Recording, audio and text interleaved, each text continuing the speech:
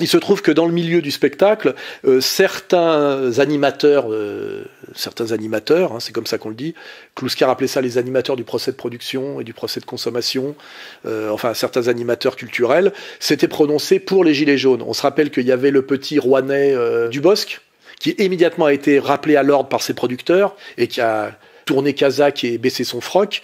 Et on a à un moment donné, plus intéressant, Patrick Sébastien, qui lui, je rappelle, s'est fait virer en tant que mâle blanc de plus de 50 ans des médias récemment, alors qu'il avait une émission très populaire et pas très showbiz, justement, qui montrait des gens qui ont une maîtrise, c'est-à-dire des gens du cirque, pas des chanteurs qui savent pas chanter comme Patrick Bruel. On voit bien que son positionnement était déjà un positionnement sur le respect du savoir-faire et du travail, c'est-à-dire le cirque. Vous voyez, on voit des jongleurs, des gens qui maîtrisent quelque chose, pas des vedettes qui n'ont simplement que comme légitimité le vouloir être vedette et une solidarité communautaire. Leur présence n'est justifiée par rien d'autre. Pas de talent, pas de savoir-faire, pas de production de qualité. Hein, voilà, on est uniquement dans la collusion. Donc ce Patrick Sébastien, qui faisait cette émission populaire, s'est fait virer comme mâle blanc de plus de 50 ans. J'ai vu personne, moi.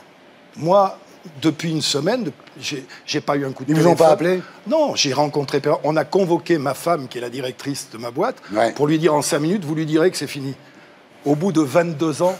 Je fais remarquer que quand on vire les mâles blancs de plus de 50 ans, on ne vire pas Drucker, on ne vire pas El Kabbach, et on fait rentrer même Simès. Donc en fait, c'était les mâles goy de plus de 50 ans qu'on est en train de virer pour les remplacer par autre chose, des gonzesses, des gens issus de la diversité, etc. etc.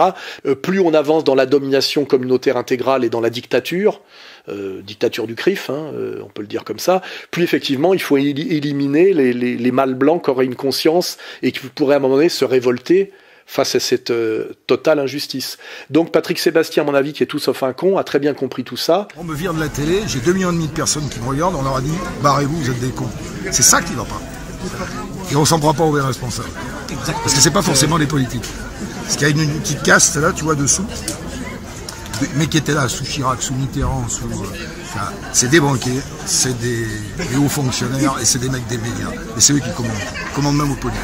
Et je pense qu'il n'est pas loin de prononcer le mot qui tue, le mot qui changera tout.